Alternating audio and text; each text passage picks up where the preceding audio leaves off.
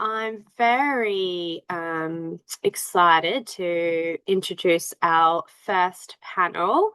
Um, so we have Kiara Taylor from Deaf Connect, Kim Hegarty. Sorry, Kim, if I pronounced that wrong. Please correct me if you need to. And Mel Wenchamp, one of the QD and inclusion consultants who are going to speak to us today about their experiences of working together through the All Abilities Job Match program. So, welcome. Thank you. Thanks. Kim, how'd I go with your name? Close enough is good enough for me. Thank you. Been the bane of my life. So Yeah, sorry. it's all good. I've heard it all. So no, that was fine, Danielle. Thank you. All right. Well, I wanted to start off, Mel, Kim, and Kiara, if you can tell us about the role that each of you played in the All Abilities Job Match program. I'll let Kiara go first. Sure. Yeah, sure. I can go first. So I wasn't so much on the working with our intern side of things. I was working with Mel quite closely. So we met each week. Also, we had Peter from QDN as well. And my role was really to work with Mel to identify areas where Deaf Connect could improve our inclusive work practices. So part of that involved Mel sent over a questionnaire at the beginning of our sessions, which I was supposed to complete, but in full disclosure, I never completed that questionnaire. I'm an ADHD person in the workplace, so sometimes I can find it hard to get all the way through to completion of tasks. So instead, what we did is we used our first couple of sessions to talk through some areas where I felt we could improve. And from there, we then developed some strategies. So that was my side of the project. Yeah, and I can speak to the other side if you like now. Danielle, sorry, it's Mel speaking. Yeah, so I guess on the flip side of that, yeah, as Kiara said, we met weekly. And I think in a broader sense, the role of an inclusion consultant, it was my first time sort of doing this sort of work. And so but learned quite quickly that there isn't really a structure, and it's really about listening and drawing out those opportunities from those conversations, and looking at existing strengths and challenges. And I think from that we were able to really target some key areas such as accessible inclusion. So I was drafting up a bit of a workplace accommodation guide and using some templates to further include that sort of drawing on that discussion to for the organisation to continue building on as we kept going. So I think making sure that was very values aligned and worked with where the organisation was at was a really important part of my role being an inclusion consultant in this program. So Me, Kim, next. Okay, cool. So Matt, our intern spent the first part of his internship with a different team, and he was with that team for approximately 6 weeks, and then he moved over into our team, which is plan management. So we had our intern for 6 weeks all up. I was not aware of his history or why he was doing the internship, nor did I ask, to be honest. I wanted to work with him, mentor him, and to help him grow, how do you say, blind, without knowing any of the peripheral information around him. So he was absolutely brilliant. Absolutely brilliant. A very engaging person, and it was a wonderful experience for our team to have him on board. Yeah. Definitely enjoyed imparting information and skills onto him. And at the end, we hoped that we had imparted enough to help him in his journey to further his career. It's Danielle speaking. Thank you so much, Mel, Kim, and Kiara, for sharing.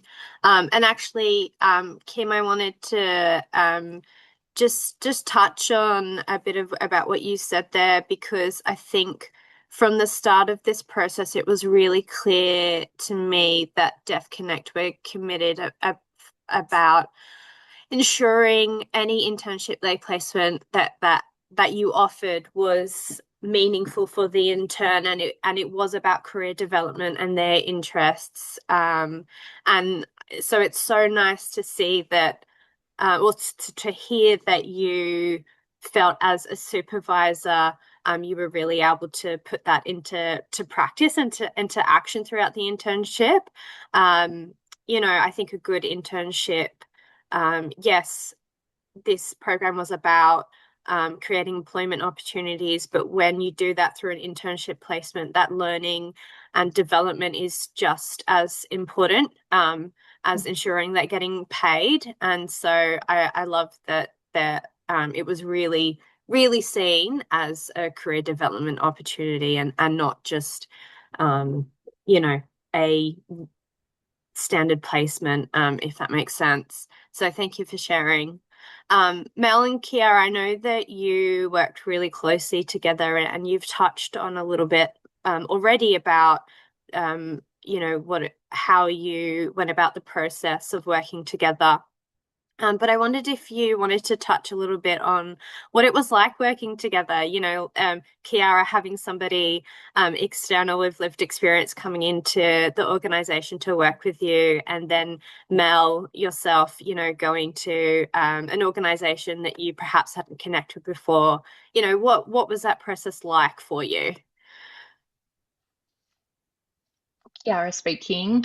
So I think working with Mel as an individual was one of my favourite parts of the process, because actually we have quite similar lived experience. As I said, I have ADHD and I'm late diagnosed, and being able to connect with someone that had similar experience to myself was such a joy. So we would connect on a Friday, and I would normally roll in with all of my chaos and all of my thoughts, and Mel would help me arrange those. And I think out of our sessions, we were able to come out with some really meaningful outcomes. So I think Mel touched on, we had a document that contains the workplace accommodations that we could share with managers when they're recruiting people, or also just supporting individuals through their employment journey. We also, Mel helped support and create together. We co-developed an inclusion strategy, which I can now take forward to our executive team. We also looked at our recruitment practices and where we could improve things there. So I think, working with Mel as an individual was such a highlight, but also B, we're able to come out with some, really incredible work out of the process. Mel speaking here, and I just have to echo that. It was amazing being able to work with you, Kiara, and I think because our neurodivergent brains could just connect and go on tangents together, and then we come back and go like, oh, that's how it fits in. It was just really lovely to be able to do that, and I think that brought a lot of psychological safety and ease in the way that we communicated and really worked together. I know that we didn't have a long time working together, but I felt like we connected so quickly, and we were able to really achieve great outcomes because of that similarity. And I think it was really great just to connect with your passion for inclusion as well, and that you were really engaged, which is really helpful. I know that sometimes you can kind of get people who might not be as engaged, and it's really hard to go anywhere. So I'm just so thankful that you were able to connect as well, and really see the heart behind it and go, yes, like how cool would it be to do this? So I think We connected sort of fortnightly. Peter joined in as well, and it was really great to have two different lived experience perspectives. And I think that is a great model as well, because not every disability is going to have the same accommodations, and having a bit of a diverse range helps to broaden out that conversation. So I really enjoyed working with Peter as well. And I think, yeah, that it was a really wonderful process, and it just went too quickly. So It's Danielle speaking. Thank you for sharing, Mel and Kiara. It sounds like very early on you were able to establish a really kind of adaptable and collaborative process, which I think is really important for any kind of inclusion consultancy work. It's so easy to fall into that, tick and flick of the checklist and getting, writing the policies and procedures, but that having being that adaptability and being able to meet employers where they're at, I think that's where you kind of see the magic happen in terms of like building that awareness and confidence. And the policies and procedures will come later, which, you had a really great outcome, Kiara, with the clear actions that you had. But yeah, I think first and foremost, that relationship building that you both spent a lot of time establishing and being able to, acknowledge that like there's no one clear pathway and that's okay. I think it sounds like you worked really well for you both. So thank you for sharing. I've got a question actually for you, Kiara and Kim, around, Deaf Connect, is the peak body for the deaf and hard of hearing community. And whilst I acknowledge that, the deaf and hard of hearing community don't all necessarily consider being part of the disability community, there's obviously, you share a similar function to Queenslanders with Disability in terms of the advocacy that you do in that space. And so my question for you, as people working for a peak body, like, why do you think it was important for your organisation to be part of the All Abilities Job Match program, even though Deaf Connect would already have a strong knowledge of workplace inclusion already? Yeah, I think it's a good question. I think it's easy to assume that we're doing inclusion well, and I think we certainly are, certainly in supporting the community as well as our deaf and hard of hearing staff. I do think we do that well. But accessible communities exist everywhere and in lots of different shapes and forms. And I think it, only takes a conversation with an employee who's queer or who's in a wheelchair or our neurodivergent employees to learn that there's so much more we can be doing. I think inclusivity is, as we all know, it's an ongoing journey. You're always going to be learning more. There's always more that we can do. And I think it came at a really good time because within the people and culture team, we'd been talking about, okay, I think we do inclusivity well for our deaf and hard of hearing staff, but what about all of our other staff? We need to really widen our lens. So I think that's what this program helped us do. It helped us, yes, identify what we're doing well, but also figure out that there was a lot of other areas where we could put some focus and some learnings. It's Danielle speaking. Thank you, Kiara. Kim, was there anything that you would like to add to Yes, that? I totally agree with Kiara. Whilst our organisation is very good at supporting the deaf community as a whole, I think it was good for us to step outside the box and just have a look at what we could do for other areas in the disability sector. I think, we probably benefited from that more so than the interns because it was a great experience, a great learning experience for us. So yeah, we do well with the deaf community, but yeah, it was great to step outside of the box. It's Danielle speaking. Yeah, I love that, Kim, actually, that you mentioned about learning from the intern. And I think that sums up exactly what this project's is about, is that kind of mutual benefit and being open to learning from one another. I think at QDN too, we're the same. There's always more that we can learn about and do, and we're always advocating for listening and making changes, and that includes within QDN. So yeah, I love that Deaf Connect was part of this project. So thank you. My next question for you all is around, a lot of you took a really collaborative approach in both working with the inclusion consultant with Mel, and also a collaborative approach to working with the intern as well. And so I guess my question for you all is, what advice do you have for employers looking to start to collaborate with people with disability to strengthen the workplace inclusion? Maybe perhaps even for those who haven't, collaborated with people with disability before.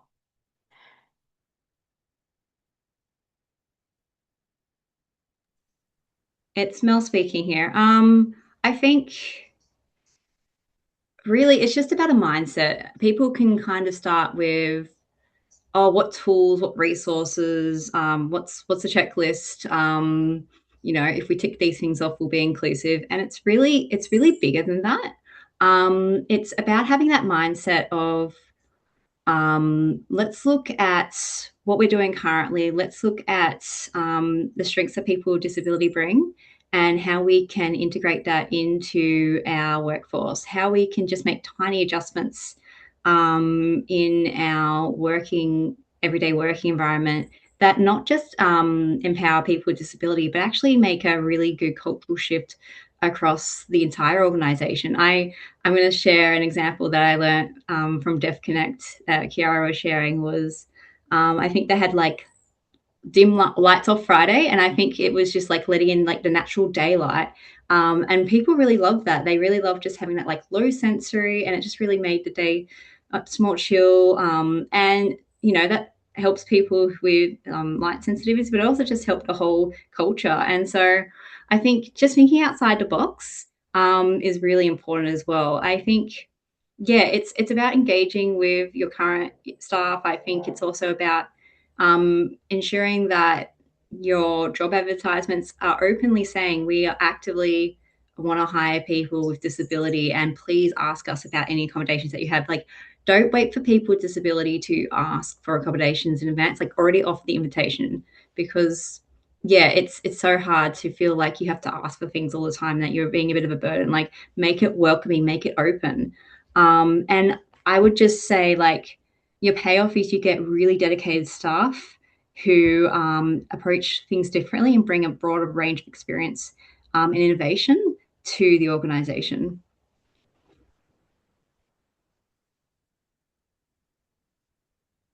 It's Danielle speaking. Excellent. Thank you so much, Mel.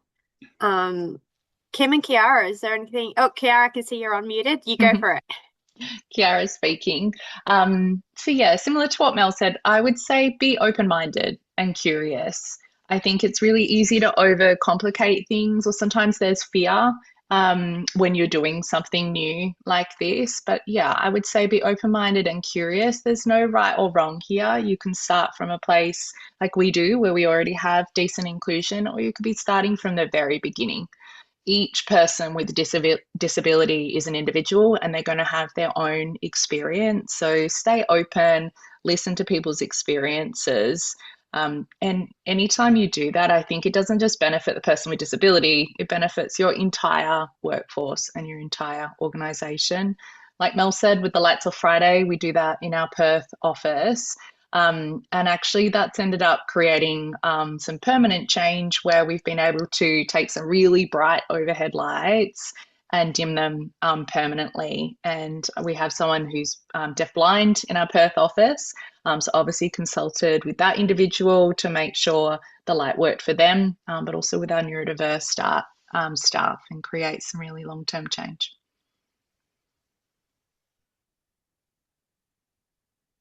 Kim speaking. All of the above that was said, but I think just being open-minded and just communication. I think just don't overthink it. We didn't when we had our intern come on board, but all the decisions to have the intern had already been made, so we weren't part of that process, but we picked up the actual internship process. So I mean, I was a little bit hesitant at first because we work in finance. So usually finance, you've got to have a background in finance. So I was a little bit nervous at first, but once I overheard our intern in the HR space being given tasks and communicating with other members of the team that he was working with, my fears went away straight away, and I could not wait for him to come on board with us. So I think it's a mindset. It can be a mindset issue. It's like creating a roadblock without there needing to be a roadblock, if that makes sense. It's Danielle speaking. Yeah, Kim, that makes so much sense. Yeah, isn't it? I mean, it's like such a simple suggestion, isn't it? You know, challenging our mindsets, but it can often be the hardest thing to do. But I mean, one of the examples of one of the great approaches from one of our other employers from this phase, you know, it was as simple as them saying to the team, I might be the CEO, I might be the leader, but you're the experts in your lived experience. And so I'm going to learn from you and you are going to teach me. And so just being that simple couple of sentences to change the hierarchy and the dynamic, I think, you know, made such a big difference in that situation. And like so similar to what you're all saying, your approaches at Deaf Connect with the intern and your work together, Mel and Kiara, is just, yeah, being open and being okay to get it wrong and going on the journey together. So thank you so much for sharing your examples. I do want to wrap up with my last question is we've got a question from the audience that's just popped up. Thomas, do you mind reading that out for me? I've got not enough screens to show everything. So if you don't mind reading that out, Thomas, that would be fabulous. No, that's no worries. There's two questions here, one from Savet and one from Serena. First one, what have you learned? Is this the sorry, I just closed the wrong thing. Is this the first iteration of the Inclusive Futures program that you've participated in? And if so, what have you learned that can be applied to refining this process for future participation by yourself or others? Danielle speaking. Excellent question. I'll hand that over to the panel. Mel speaking. So yes, this is my very first role in the All Abilities Job Match program and this sort of type of consultancy as well. So I'm just going to read the question so I can process it again. What have I learned that can be applied to refining this process? I think it's really hard to say. I think it's I think every organization is going to be different, and I think it is about just being adaptable. I think using the checklists was a learning, just as a I think it was good as a talking point. And I think it showed that it wasn't super necessary to achieve really good outcomes. So I guess maybe for a next iteration, just saying like this is a really great talking point. I think also maybe I mean it was all circumstances, but it was a challenging, like it was a different time in the organization, and maybe if we had done some forward planning, we could have done it, you know, at a time when there wasn't a lot of shift there to be able to talk to sort of at a time where the business was sort of ready. But I think we still made some really great progress with that. And otherwise, yeah, it's really hard because I think every different organization has a different context and it's about being adaptable. So you're going to learn lessons as you're engaging. I hope that makes sense.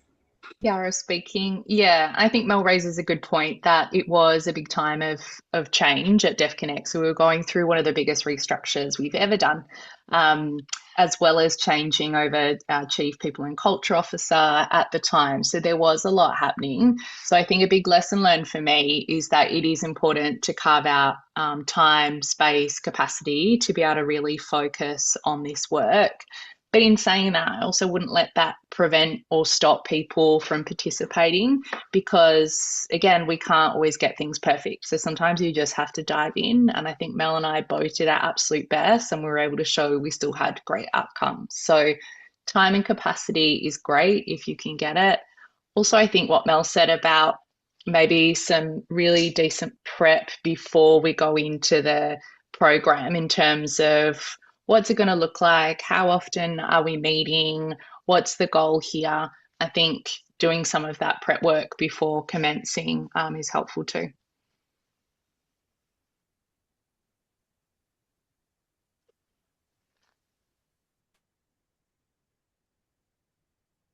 It's Danielle speaking. Thank you. Kim, was there anything that you wanted to add there? I wasn't part of the process between Mel and Kiara, so I don't really have a lot to add, but sometimes things just come together even under pressure. You know, it just you can make it happen regardless of the noise and everything else going on around at the time in any organization. Sometimes it's all just going to flow. It'll come together. That's my take. Thank you, Kim. It's Danielle speaking. Thomas, was there another question from the audience as well? Thomas speaking. Yes, we've got another one from Serena asking about if the does the program extend up to people in Cairns? How far is the program going? I suppose that's probably the next question, isn't it, Serena? It's Danielle speaking. I can probably answer that one. Yes, so we were lucky enough to have two employers in the Far North Queensland area who were involved in this phase. And we are going to be talking to Christy from one of those employers next. But yes, it was a program that was open to employers and interns statewide, which is super exciting. We don't have confirmation as to whether or not we will go ahead with phase 4. But fingers crossed for the future, and Serena will definitely let you know if there's any intern opportunities up in the Cairns way, so you can help have a think about whether it's something you want to be part of, but also get those Cairns employers engaged with us. Thank you for your question, Serena. And there's Alright. one more question from Celeste. Go for it. Just a quick one. Was there catering for cognitive barriers as well as physical ones? Yeah, I might jump in here, Kiara speaking. So without disclosing the disability of our intern, there was cognitive considerations to be had there. So we had a really clear discussion at the beginning of the internship around what accommodations and support our intern would need. So some of them were really regular breaks, also being really clear about the piece of work we were asking or getting them to work on that day and not overcomplicating it. So one piece of work, clear, direct instructions. Also the ability to, in a forum like this, switch off camera, because that helped with some of the cognitive load as well. So yes, there were considerations.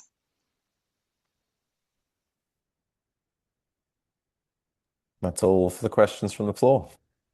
It's Danielle speaking. Excellent question, Celeste. And thank you, Kiara, for your response. Actually, one of the things that I wanted to add here is that our interns who participated all had diverse disability. And we're going to hear a little more from Gina and Jess from AKG, who are an inclusive employment Australia provider, who were able to work with some of the interns and the employers around things like workplace adjustments and what that looks like for each individual. Yeah, it was a really important part of the internship process. Well, the program process is, ensuring that we were building the confidence for both the employers and the employees to be able to have those conversations about what workplace adjustments might look like for each individual. Yeah, great question, Celeste. Very important.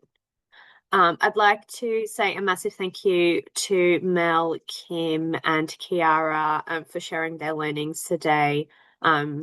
Been a pleasure to hear all of all of your insights and openness for sharing. I really appreciate it. So thank you very much.